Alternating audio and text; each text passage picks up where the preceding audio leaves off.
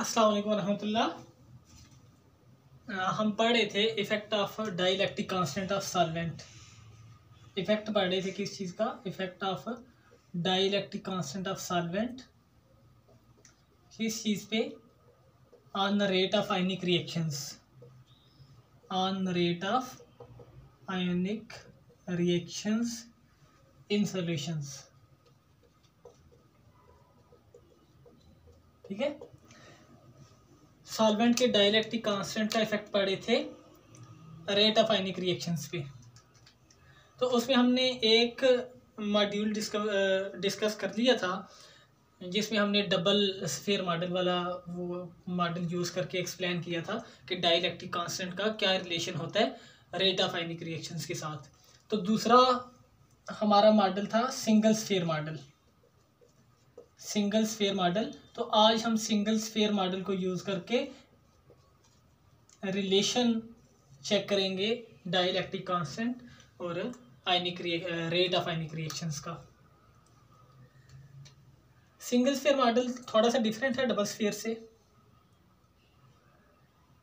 दो असम्पशंस इसकी कि एक तो ये कि जब ए और बी इनफाइनाइट डिस्टेंस पे पड़े हुए थे और उन्हें हमने उठा के एक्टिवेटेड कम्प्लेक्स बनाया, ऐसे करीब लाया और ये मिल गया आप इसमें ए और बी, ये पूरा सपोज ये पूरी स्पीशी एक्टिवेटेड कम्प्लेक्स है, एक्स स्टेरिक से हम उसे डिनोट कर देते हैं।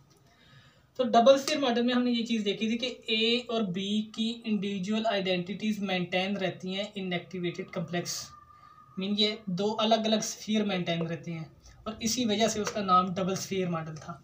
तो अब सिंगल स्फीयर हो गया, तो सिंगल स्फीयर नाम से जाहिर हो रहा है कि अब एक्टिवेटेड कम्प्लेक्स में इन दो अलग अलग स्फीयर्स के बजाय सिर्फ एक ही स्फीयर आएगा। और वो कैसे बनेगा एक स्फीयर कि ए और बी दोनों आपस में मर्ज हो जाएंगे, ये कंबाइन होके एक ही स्फीयर बना देंगे।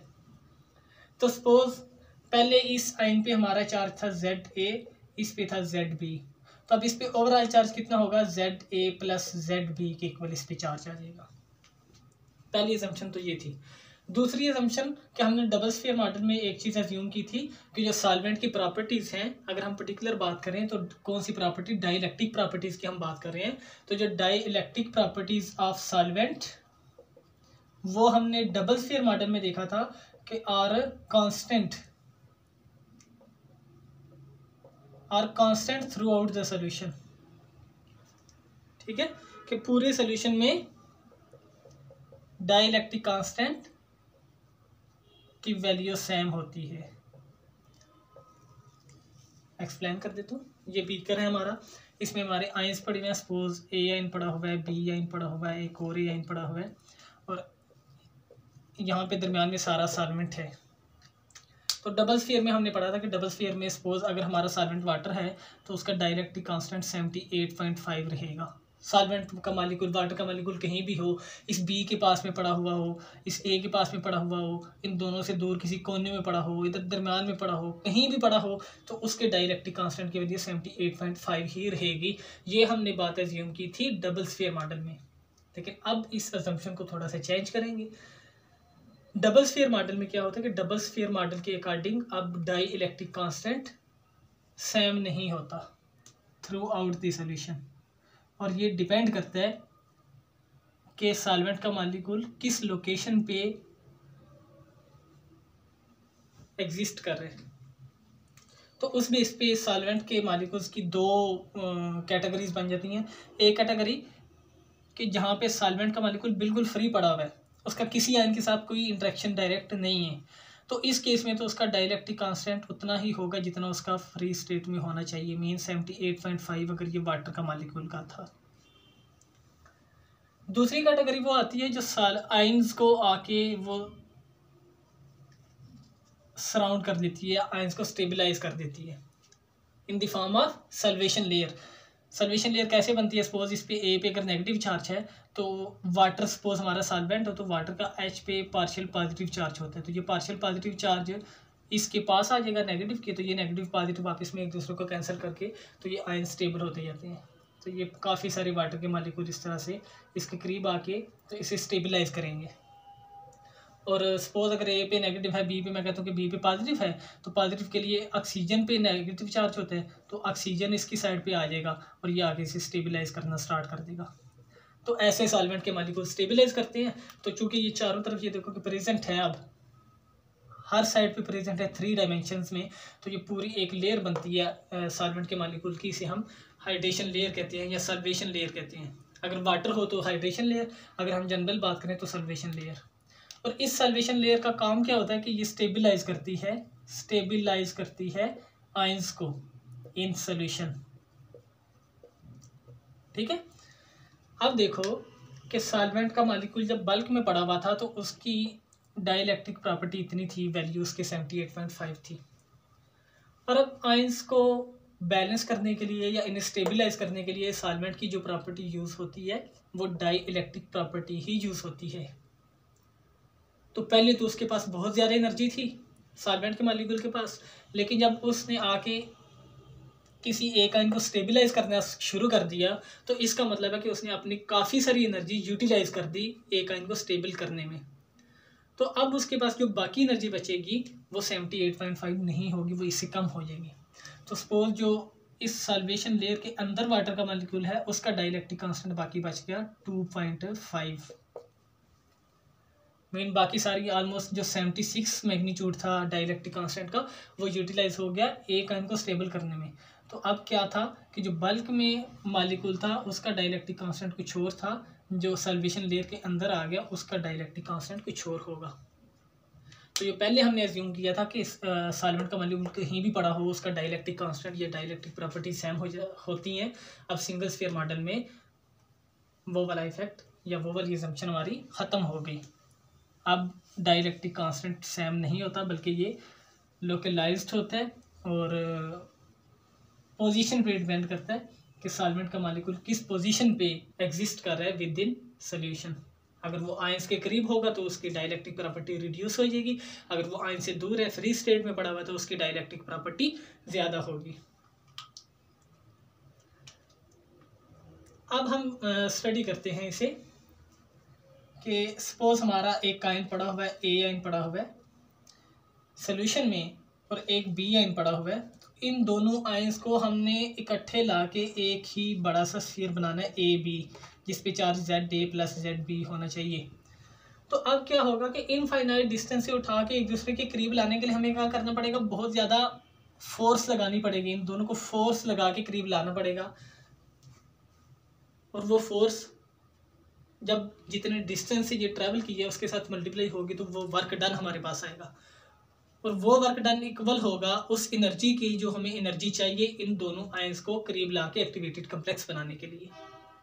तो इसका मतलब है कि अगर हमें इन दोनों आयंस के दरमियान फोर्स का पता हो और जितने डिस्टेंस से ये ट्रैवल करके पास आए हैं एक्टिवेटेड कम्प्लेक्स बनाने के लिए वो पता हो तो हम वर्क डन फाइंड कर सकते हैं और वर्क डन से हम गिब्स फ्री एनर्जी फाइंड कर सकते हैं। और अगर हमें गिब्स फ्री एनर्जी पता चल जाए तो उससे हम रेट ऑफ रिएक्शन भी पता चला सकते हैं। और रेट ऑफ रिएक्शन अगर पता हो, डाइलेक्ट्रिक कांस्टेंट भी हमें पता हो, तो फिर हम इन दोनों को आपस में रिलेट करके स्टडी कर सकते हैं कि डाइलेक्ट्रिक कांस्टेंट चेंज करने का इफेक्ट क्या होता है रेट ऑफ रिएक्शंस पे। तो स्टार्ट करते हैं। सपोज एक आयन हमारा पड़ा हुआ है सोल्यूशन में और इस आयन को हमने चार्ज करना है। इस आयन पे इनिशियल चार्ज है सपोज लैम्डा ई। लैम्डा इसमें नंबर ऑफ पार्टिकल्स है जो इसे चार्ज प्रोवाइड कर रहे हैं। सपोज मैं कहता हूँ कि इलेक्ट्रॉन्स हैं, ए के ऊपर 2 इलेक्ट्रॉन है तो इस पर 2 नेगेटिव चार्ज होगा। तो जो लैम्डा ये उसका मैग्नीट्यूड है कि नंबर ऑफ इलेक्ट्रॉन कितने हैं 2, तो लैम्डा इज इक्वल टू 2 है। और नेगेटिव चार्ज किसका, इलेक्ट्रॉन का, तो एक इलेक्ट्रॉन पे चार्ज होता है 1.6 क्रॉस 10⁻⁻19 कूलम। तो यहाँ पे लैम्डा मैग्नीट्यूड है और e magnitude of unit charge, mean lambda number of charges और ये चार्ज ऑन 1 इलेक्ट्रॉन या चार्ज ऑन 1 यूनिट। तो जो टोटल चार्ज होगा ए पे वो लैम्डा ई है। तो सपोज हमने जो बाहर से चार्ज यहाँ पे इंपोर्ट करना है इसे फर्दर चार्ज करने के लिए, उस चार्ज को एक पर्टिकुलर टाइम पीरियड के अंदर मैं जितना चार्ज लाता हूँ उसे मैं डी लैम्डा से डिनोट करता हूँ कि इतने नंबर ऑफ पार्टिकल्स आ रहे हैं विद इन सपोज 1 सेकंड या 2 सेकंड या 0.5 सेकंड इसे चार्ज करने के लिए इनफाइनाइट डिस्टेंस से ट्रेवल करके यहाँ तक आ रही है। तो इतने इलेक्ट्रॉन्स पे या इतने पार्टिकल्स पे चार्ज टोटल कितना होगा, तो total charge is equal to होता है टोटल चार्ज, जैसे हमने यहाँ पे देखा था कि number of particles multiplied by charge on one particle. तो यहाँ पे भी टोटल चार्ज कितना, number of particles multiplied by charge on one particle. ठीक है, तो जो जो इतने पार्टिकल्स या इतना चार्ज करीब आता जाएगा, ये वाला चार्ज इसके करीब आता जाएगा, तो एक फाइनाइट डिस्टेंस पे आके उन दोनों के दरमियान फोर्स ऑफ अट्रैक्शन या फोर्स ऑफ रिपल्जन एक्ट करना स्टार्ट कर देगी। अब हर लम्हे पे लैम्डा चेंज हो रहा है, डी लैम्डा ना मीन लैम्डा चेंज हो रहा है हर लम्हे पे। तो अब हम एब्सोल्यूट फोर्स नहीं फाइंड करेंगे, हम चेंज इन फोर्स फाइंड करेंगे within that interval of time. तो D F change in force क्या आएगी, अकॉर्डिंग टू कूलम्स लॉ के Q1 Q2 divided by are square. तो अब हम वैल्यूज पुट करें अगर, तो D F is equal to आएगा हमारे पास, के की वैल्यू क्या होती है 1/4 पाई एप्सिलॉन नॉट एप्सिलॉन Q1, किसी एक पार्टिकल पे कितना था charge lambda E, multiplied by Q2 जो चार्ज नया आ रहा है वो कितना है D lambda E, divided by, अब उन दोनों के दरमियान जब फाइनाइट डिस्टेंस हो गया तो उस फाइनाइट डिस्टेंस को हम एक्स से डिनोट कर देते हैं, और डिस्टेंस का स्क्वायर है तो एक्स का स्क्वायर हो जाएगा। ये ई सी के साथ मल्टीप्लाई होके ई स्क्वायर बना देगा। तो अगर हम इसे सिंप्लीफाई कर लें तो D F is equal to lambda multiplied by d lambda multiplied by e और e square divided by 4 pi epsilon naught epsilon और एक्स स्क्वायर। तो ये हमारे पास चेंज इन फोर्स आ गई। अब स्टार्ट में मैंने डिस्कस किया था कि अगर फोर्स को हम मल्टीप्लाई कर दें चेंज इन डिस्टेंस या चेंज इन सेपरेशन के साथ, तो वो हमारे पास क्या आ जाएगा, वर्क डन आ जाएगा। लेकिन वर्क डन क्या आएगा, क्योंकि चेंज इन फोर्स है और इसे हम चेंज इन डिस्टेंस के साथ मल्टीप्लाई करेंगे तो वो हमारे पास चेंज इन वर्क आ जाएगा, डी डब्ल्यू की वैल्यू आएगी, D W is equal to force D F multiplied by D X, जो डिस्टेंस चेंज हो रहा है उन दोनों के दरमियान, force multiplied by distance is equal to work. ठीक है, तो अब हम फोर्स की अगर वैल्यू पुट करते हैं तो D W is equal to D F किसके इक्वल था, lambda E square D lambda divided by 4 pi epsilon naught epsilon X square और मल्टीप्लाई हो रहा है डी एक्स के साथ। तो ये हमारे पास within short interval of time work की वैल्यू आ गई। लेकिन अगर हमने ओवरऑल वर्क कैलकुलेट करना है कि हमने इनफाइनाइट से चार्ज को उठा के वो एक्टिवेटेड कम्प्लेक्स तक लाना है, एक फाइनाइट तक डिस्टेंस तक उन्हें कंबाइन करना है, मर्ज करना है दो आइंस को, तो उसके लिए हमें टोटल वर्क डन कैलकुलेट करना है। तो टोटल वर्क डन अगर कैलकुलेट करना हो तो जो स्मॉल इंटरवल्स का वर्क डन है उसे प्लस करेंगे। तो जब भी प्लस करना हो और हमारा वेरिएबल कंटिन्यूस हो, जैसे अब इसमें एक्स भी कंटिन्यूस वेरिएबल है, डी लैम्डा भी कंटिन्यूस वेरिएबल है, तो अगर वेरिएबल हमारा कंटिन्यूस हो तो उसे ऐड करने के लिए हम इंटीग्रेशन यूज़ करते हैं। ठीक है, और अब इसमें चूंकि दो चीज़ें चेंज हो रही हैं, लैम्डा भी चेंज हो रहा है, एक्स भी चेंज हो रहा है, तो इसलिए हमें 2 दफ़ा इंटीग्रेशन लेनी पड़ेगी। इसकी 2 इंटीग्रल लेंगे, एक integral with respect to lambda, दूसरा integral with respect to x. और इंटीग्रल्स की लिमिट्स क्या होंगी, लैम्डा मैंने बताया था कि नंबर ऑफ चार्ज जो मैग्नीट्यूड ऑफ चार्ज है। तो सपोज एक मॉलिक्यूल हमारा न्यूट्रल पड़ा हुआ है जिसे हमने चार्ज करना है, तो इनिशियली इस पर कितना चार्ज था, 0 चार्ज था। तो चार्ज की लिमिट 0 से लेके मैक्सिमम चार्ज कितना होता है, मैक्सिमम मैं कहता हूँ कि जब सारा वो फुल चार्ज हो गया तो उस पर टोटल चार्ज Z है।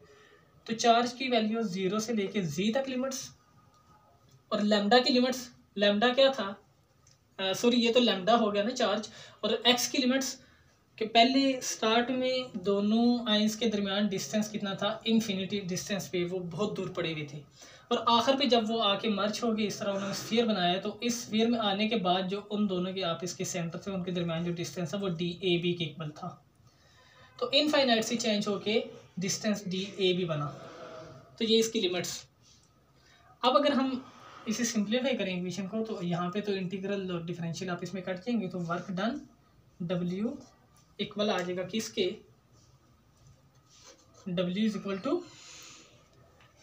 ई स्क्वायर कांस्टेंट है, ये इंटीग्रल से बाहर आ जाएगा, 4 पाई एप्सिलॉन और एप्सिलॉन ये सारा कुछ कांस्टेंट है, ये भी इंटीग्रल से बाहर आ जाएगा। अब इंटीग्रल एक चार्ज वाला 0 से जी तक, तो ये चार्ज वाली वैल्यूज पे अप्लाई होगा। चार्ज वाली कौन कौन सी वैल्यूज हैं, लैम्डा और डी लैम्डा, ये अप्लाई होगा लैम्डा डी लैम्डा पे। और दूसरी मल्टीप्लाइड बाय इंटीग्रल दूसरा कौन सा है, इनफाइनाइट से डी ए भी, ये डिस्टेंस वाली वैल्यूज पे अप्लाई होगा, तो D x divided by x square, D x divided by x square पे ये वाला इंटीग्रल अप्लाई होगा। अब अगर हम एक्स स्क्वायर को रीअरेंज करने हैं तो डिनोमिनेटर में एक्स स्क्वायर है, अगर इसे न्यूमिनेटर में लाएं तो ये एक्स की पावर -2 हो जाएगा, पावर का साइन अपोजिट हो जाएगा न्यूमिनेटर में जाके। अब इसे हम मजीद सिंप्लीफाई कर लेते हैं, सिंपल इस पे पावर रूल अप्लाई होगा और इसकी इंटीग्रेशन हमारे पास आ जाएगी। तो total work done W is equal to, ये W is equal to E square divided by 4 pi epsilon naught epsilon. उसी तरह इस पे पावर रूल अप्लाई होगा तो क्या बनेगा हमारे पास, पहले लैम्डा था, लैम्डा की पावर 1 थी, +1 डिवाइडेड बाई 1 + 1 और लिमिट्स क्या है लैम्डा की 0 से लेके जी तक, मल्टीप्लाइड बाय एक्स की पावर कितनी थी -2, तो पावर रूल अप्लाई करेंगे तो पावर +1 डिवाइडेड बाई पावर +1 और इसकी लिमिट्स इन्फिनिटी से DAB तक। अब हम इस इक्वेशन को सॉल्व करेंगे तो वो हमारे पास वर्क डन आ जाएगा, और वो वर्क डन किसके इक्वल होगा, change in Gibbs free energy. एक चीज इसमें हमने मिस की है कि जो हमने W इज इक्वल टू लिखा था DF multiplied by DX is equal to DW, तो इसमें जो हमारा चेंज इन डिस्टेंस था DX, इसकी वैल्यू क्या थी, नेगेटिव थी। मीन जो दो आइंस पहले इनफाइनाइट डिस्टेंस पे पड़े हुए थे, अब वो फाइनाइट डिस्टेंस पे आए, तो इन दोनों के दरमियान जो फाइनल डिस्टेंस है वो इनिशियल की निस्बत कम है, तो फाइनल में से इनिशियल को माइनस करेंगे तो वो आंसर नेगेटिव में आएगा, तो इसलिए वर्क हमारा नेगेटिव होगा और इस सारी टर्म के साथ नेगेटिव आएगा फिर। ठीक है, अब हम अगर इस इक्वेशन को फर्दर सिंप्लीफाई करते हैं तो work done is equal to आ जाएगा W is equal to -E square divided by 4 pi epsilon naught epsilon, और लैम्डा की पावर 2 हो जाएगी, लैम्डा स्क्वायर डिवाइड बाई 1 + 1 2 और लिमिट्स 0 से लेके जी तक, और इसे अगर सिंप्लीफाई करें तो x की power -1 divide by -2 + 1 is equal to -1 और इन्फिनिटी से DAB तक इसकी लिमिट्स। अब x की पावर न्यूमरेटर में -1 है, अगर इसे बल्कि पहले इस माइनस को मल्टीप्लाई कर लो, -1 को मल्टीप्लाई करो इस माइनस के साथ, तो ये दोनों मल्टीप्लाई होके प्लस बना देंगे। ठीक है, तो प्लस लिखें या ना लिखें उससे फ़र्क नहीं पड़ता, तो हम प्लस नहीं लिखते, यहाँ पे 1 और x की पावर ऊपर -1 थी, अगर इसे नीचे लाएंगे तो ये x की पावर 1 बचेगी, तो x की power 1 is equal to x और ऊपर बच गया हमारे पास 1। अब हम लिमिट अप्लाई कर दें अगर, तो ये हमारे पास आ जाएगा W is equal to E square divided by 4 pi epsilon naught epsilon, और एक दफ़ा अपर लिमिट्स इस 2 को 4 से मल्टीप्लाई कर लोगे तो ये हमारे पास 8 आ जाएगा, 2 को 4 से मल्टीप्लाई किया तो 8 आ गया, लैम्डा स्क्वायर तो एक दफ़ा जी स्क्वायर, जी का स्क्वायर मल्टीप्लाइड बाई एक्स की अपर limits 1/DAB minus lower limit of lambda, lambda की लोअर लिमिट क्या है 0 मल्टीप्लाइड बाई इसकी लोअर लिमिट क्या है इन्फिनिटी 1/इन्फिनिटी, तो ये हमारे पास 1/इन्फिनिटी 0 0 मल्टीप्लाई 0 0, तो इसमें से 0 माइनस करेंगे तो ये सारी वाली टर्म खत्म हो जाएगी और बाकी हमारे पास ये आंसर आएगा।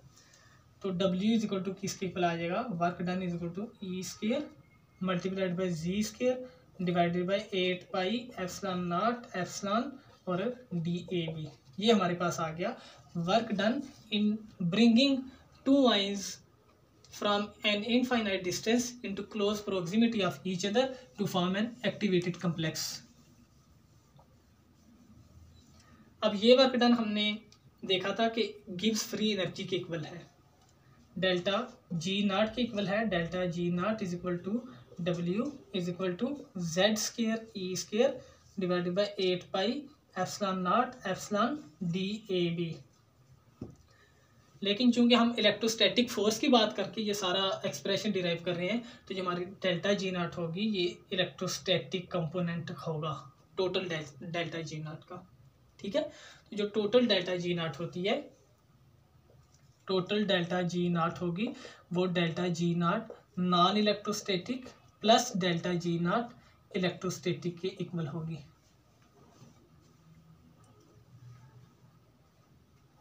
अब मैं जो हमारे 3 स्पीशीज थी, ए था, आयन बी आयन था और एक एक्टिवेटेड कॉम्प्लेक्स था ए बी, इन तीनों के लिए अगर अलग अलग लिखूं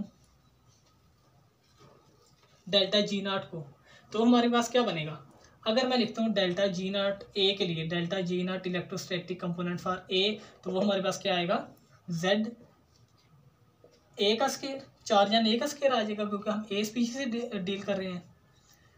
ई स्केयर तो वही रहेगा डिवाइडेड बाय 8 पाई, वैसा ही रहेगा एप्सिलॉन नॉट एप्सिलॉन, और डी ए बी की बजाय क्या आ जाएगा, अब रेडियस आ जाएगा किसका, ए का, आर ए। अगर मैं बी के लिए टर्म लिखूं तो उसमें क्या आएगा, delta G naught electrostatic for B is equal to charge, अब बी का आ जाएगा Z B square E square divided by 8 pi epsilon naught epsilon और आर बी। अगर मैं एक्टिवेटेड कॉम्प्लेक्स ए बी के लिए लिखता हूँ तो उसके लिए आ जाएगा delta G naught electrostatic for A B, या ए बी को मैं ऐसे एक्टिवेटेड कॉम्प्लेक्स से डिनोट कर देता हूँ, इज इक्वल टू, अब इस पे चार्ज क्या था, हमने स्टार्ट में देखा था कि sum of charges on both ions Z A plus Z B is equal to charge on activated complex. तो चार्ज का स्केयर अगर हम लेंगे तो Z A plus Z B का whole square E square divided by 8 pi epsilon naught epsilon, और अब आर किसका आ जाएगा, एक्टिवेटेड कॉम्प्लेक्स का रेडियस। ठीक है। तो अब अगर हम total delta G naught find करें, पहले इलेक्ट्रोस्टैटिक कंपोनेंट हम टोटल फाइंड करते हैं, तो जो टोटल इलेक्ट्रोस्टैटिक कंपोनेंट होगा डेल्टा जी नॉट इलेक्ट्रोस्टैटिक, वो हो जाएगा delta G naught of A B या activated complex minus sum of delta G naught electrostatic of A and delta G naught of B. तो अब अगर इस इक्वेशन में ये सारी वैल्यूज पुट करें तो जो टोटल डेल्टा जी नॉट आ जाएगा हमारे पास इलेक्ट्रोस्टैटिक कंपोनेंट, उसमें आएगा हमारे पास Z A plus Z B whole का square E square divided by 8 pi epsilon naught epsilon और आर एक्टिवेटेड कॉम्प्लेक्स, माइनस इसके साथ अगर मल्टीप्लाई करें तो minus delta G naught A, तो डेल्टा जी नॉट ए क्या था, जेड ए का square E square divided by 8 pi epsilon naught epsilon और आर ए के इक्वल था। अब माइनस को मल्टीप्लाई करो इस टर्म के साथ, तो यहाँ पे भी माइनस, और डेल्टा जी नॉट बी की वैल्यू क्या थी, जेड बी का square E square divided by 8 pi epsilon naught epsilon और आर बी।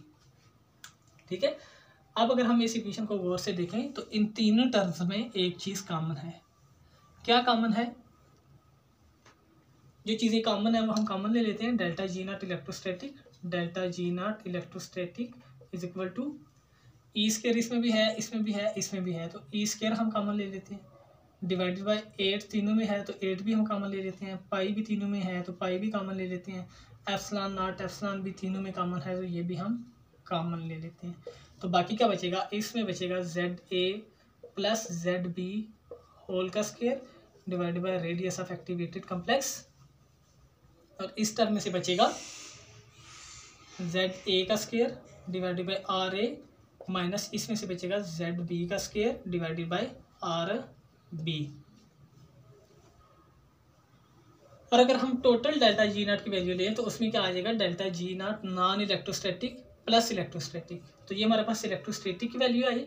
तो अगर हम total delta G naught find करें तो उसमें simple delta G naught non electrostatic वाला कंपोनेंट ऐड कर देंगे। ठीक है। तो अगर वैल्यूज पुट करें इसमें तो डेल्टा जी नॉट जो हमारे पास टोटल है वो किसके इक्वल आएगी, delta G naught non electrostatic plus electrostatic, तो इलेक्ट्रोस्टैटिक की बजाय हम ये पूरी वैल्यू पुट कर देंगे e square by 8 pi epsilon naught epsilon और Z A plus Z B whole square divided by r activated complex minus Z A square divided by r A minus Z B square divided by r B. अब हमारे पास dielectric constant of solvent आ गया और Gibbs free energy भी आ गई, लेकिन हम रिलेट करना चाहते हैं रेट कांस्टेंट को। हमारे पास डाइलेक्ट्रिक कांस्टेंट का रिलेशन गिब्स फ्री एनर्जी के साथ तो आ गया, लेकिन हम मेजर क्या करना चाहते हैं, मेजर करना चाहते हैं रेट ऑफ आयनिक रिएक्शन। तो रेट की टर्म्स में इसे एक्सप्रेस करने के लिए, रेट को इसकी टर्म में एक्सप्रेस करने के लिए हमने एक इक्वेशन डबल स्फीयर मॉडल में भी यूज़ की थी कि जो रेट कांस्टेंट है वो इक्वल होता है Boltzmann constant multiplied by temperature divided by Planck's constant exponential minus delta G not over R T. तो अगर हम इस इक्वेशन में डेल्टा जी नॉट की बजाय ये वाली पूरी वैल्यू पुट कर दें तो हमारे पास डेल्टा इसमें डाइलेक्ट्रिक कांस्टेंट और रेट का आपस में रिलेशन आ जाता है। तो हम पुट करके चेक कर लेते हैं कि जो हमारा रेट कांस्टेंट है के वो इक्वल है k B T divided by H exponential minus delta G की वैल्यू क्या थी, delta G naught non electrostatic plus e square divided by 8 pi epsilon naught epsilon into Z A plus Z B का whole square divided by r activated complex minus Z A square divided by r A minus Z B square divided by r B. ये पूरी हमने delta G की value put की, delta G की value divided by R T है, तो इस सारी टर्म को हम डिवाइड कर देंगे आर टी से।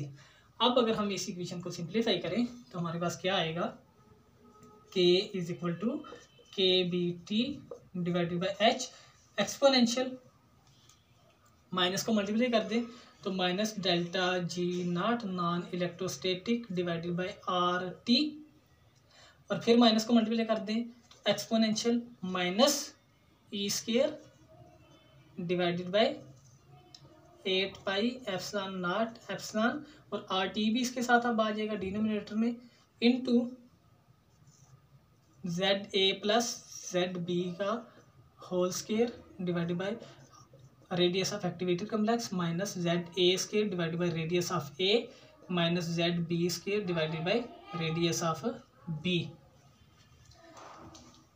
अब ये एक्सपोनेंशियल की फॉर्म में है, हमें अगर सिंपल फॉर्म में लाना हो तो हम इस पूरी इक्वेशन का दोनों साइड पे लॉग ले लेते हैं, इस साइड पे भी लॉग और इस पूरी इक्वेशन का लॉग।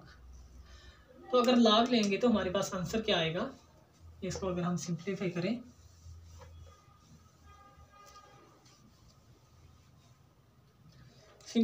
तो इस साइड पे दोबारा लॉग ऑफ के उसी तरह आ जाएगा, लॉग ऑफ के इज इक्वल टू इस पूरी टर्म का अलग से लॉग ले ले, log of K B T divided by H, और फिर लॉग और ई एक दूसरे को कैंसिल कर देंगे तो दरम्यान में minus delta G naught non electrostatic divided by R T, फिर इसके साथ अगर लॉग कैंसिल हो, लॉग और ई कैंसिल हो जाएंगे तो बाकी बचेगा minus E square divided by 8 pi epsilon naught epsilon r T और Z A plus Z B whole square divided by r activated complex minus Z A square divided by r A minus Z B square divided by r B. अब हमने जो start में Gibbs free energy calculate की थी वो Gibbs free energy हमने calculate की थी 1 आयन पेयर के लिए, ठीक है। हमने सपोज क्या किया था कि 2 आयंस पड़े हुए हैं, उनको करीब ला के तो सिर्फ एक एक्टिवेटेड कॉम्प्लेक्स बनाना है, लेकिन जब हम एक्चुअल में स्टडी करते हैं रिएक्शंस को तो हम एक आयन के लिए या एक मॉलिक्यूल के लिए स्टडी नहीं करते, हम तो मोलर प्रॉपर्टी यूज़ करते हैं। तो एक आयन को मोल में कन्वर्ट करने के लिए एवोगैड्रोस नंबर से मल्टीप्लाई करें तो 1 मोल बनते हैं। तो उसके लिए जो हमारे पास डेल्टा जी नॉट आई थी, डेल्टा जी नॉट जो इलेक्ट्रोस्टैटिक कंपोनेंट आया था, delta G naught electrostatic is equal to G square E square by 8 pi epsilon naught epsilon और आर आया था। इसे हम मल्टीप्लाई करेंगे किसके साथ, एवोगैड्रोस नंबर के साथ, एन ए के साथ।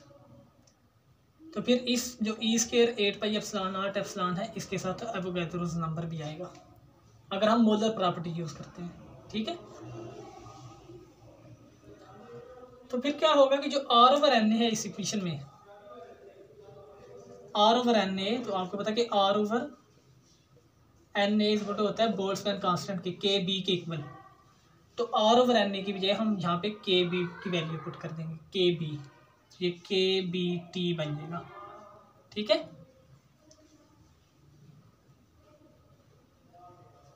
अब इसमें ये वाली टर्म सारी कांस्टेंट है, log of K B Boltzmann constant, temperature constant, Planck's constant. अगर इसे हम एज्यूम कर लें कि एक पर्टिकुलर टेम्परेचर पे नॉन इलेक्ट्रोस्टैटिक एनर्जी कांस्टेंट और R general gas constant, temperature दोबारा कांस्टेंट, तो ये पूरी टर्म इक्वल हो जाएगी लॉग ऑफ के नॉट के इक्वल, एक कांस्टेंट है। इसमें के नॉट क्या है, के नॉट है rate of reaction if the reaction is carried out in a solvent of infinite dielectric constant, कि एक ऐसा सॉल्वेंट जिसमें डाइलेक्ट्रिक कांस्टेंट की वैल्यू इनफाइनाइट हो, उसमें अगर हम इसी आयनिक रिएक्शन को कैरी आउट करें तो रिएक्शन का जो रेट होगा उसे हम के नॉट से डिनोट करेंगे। तो अगर हम के नॉट की वैल्यू इस सारे की वजह हम के नॉट पुट कर दें तो हमारे पास आ जाएगा लॉग ऑफ के is equal to log of के naught minus E square divided by 8 pi epsilon naught epsilon के B T into Z A plus Z B का whole square divided by r activated complex minus Z A square by r A minus Z B square by r B. अब हम एक और चीज़ assume करते हैं और ये हकीकत में भी ऐसे ही होता है, काफ़ी सारी एक्सपेरिमेंटल स्टडी से यही रिजल्ट सामने आया है कि जो चेंज इन रेडियस है आयंस का वो बहुत कम चेंज होता है। ठीक है, मीन आयन का जितना रेडियस पहले था ऑलमोस्ट उतना ही रहता है। तो अगर हम कंसीडर कर लें कि जो आर एक्टिवेटेड कम्प्लेक्स के है वो अप्रॉक्सीमेटली इक्वल है आर ए के और ये अप्रॉक्सीमेटली इक्वल है आर बी के और ये सारे इक्वल हैं डी ए बी के।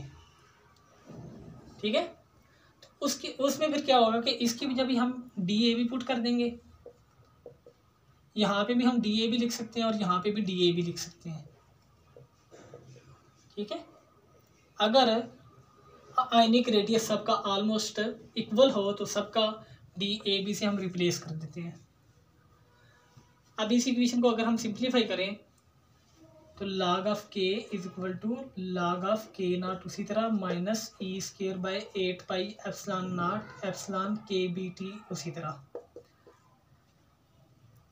सबका डिनोमिनेटर सेम है तो यही एलसीएम आ जाएगा डी ए बी और ऊपर सारी इक्वेशन उसी तरह Z A plus Z B whole square minus इसका आ जाएगा Z A square minus Z B square. अब अगर ये फार्मूला ओपन कर दें Z A plus Z B whole square तो A plus B whole square किसके इक्वल होता है, A plus B whole square equal होता है A square plus B square plus 2ab minus Z A square minus Z B square divided bye d A B.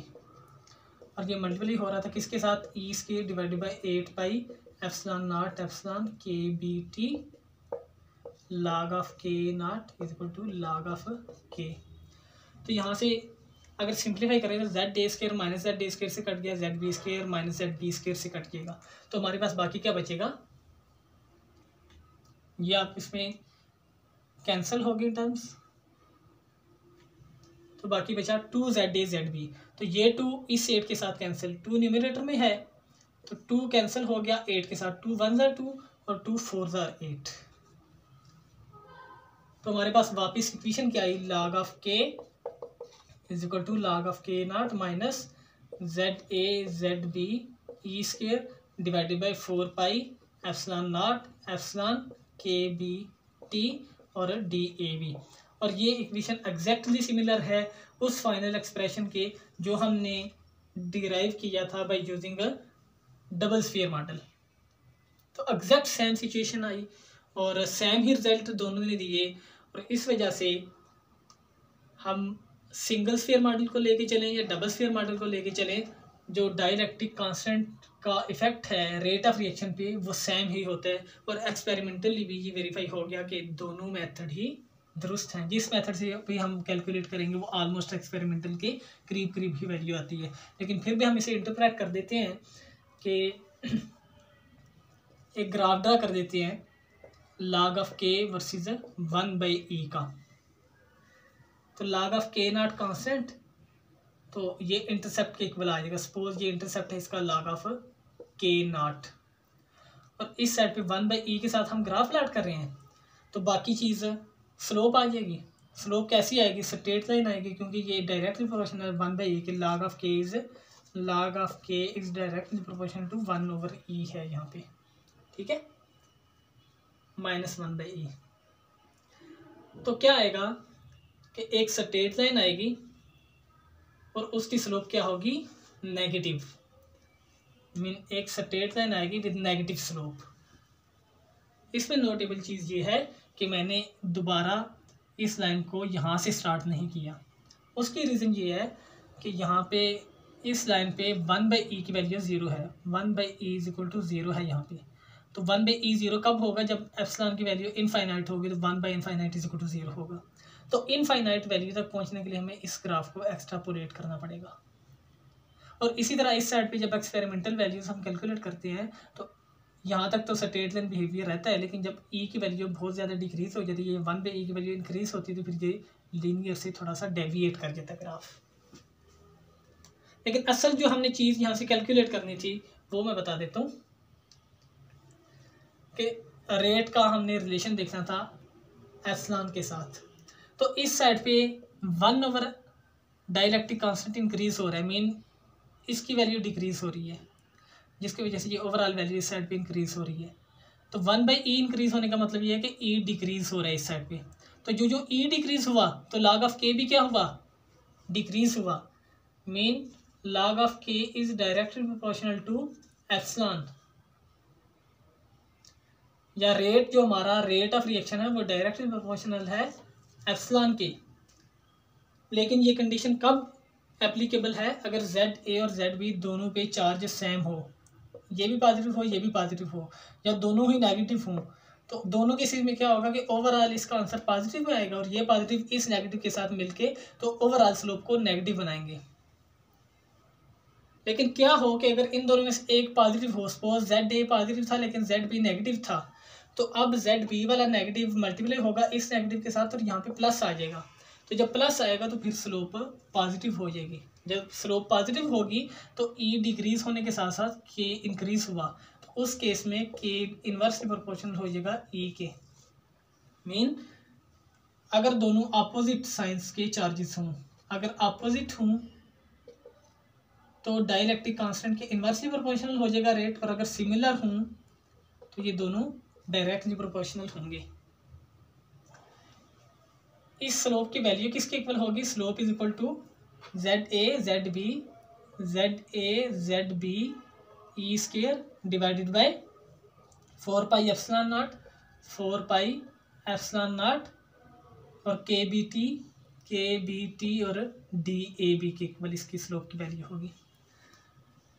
अब अगर हम इस चीज़ को थोड़ा सा एक्सपेरिमेंटली भी कैलकुलेट करना चाहें, या एक्सपेरिमेंटली नहीं थ्योरेटिकली, अगर हम थ्योरेटिकली इस चीज़ को देखें कंसेप्ट की बेस पे, तो क्या होगा?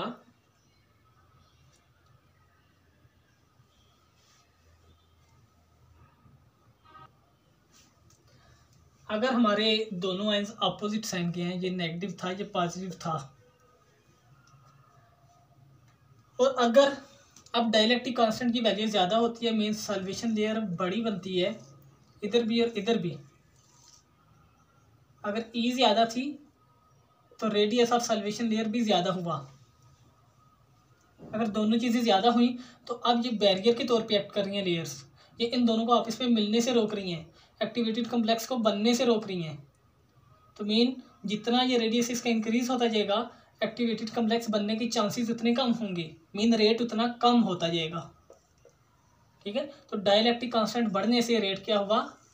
कम हुआ, अगर वो अपोजिट चार्जेस के थे। लेकिन अगर सिमिलर चार्जेस के थे, अगर दोनों सिमिलर चार्जेस हों तो फिर क्या इफेक्ट होगा? उस केस में ऐसा होगा कि जो हम सॉल्वेंट की लेयर्स बढ़ाएंगे, तो सॉल्वेंट की लेयर्स बढ़ाने की वजह से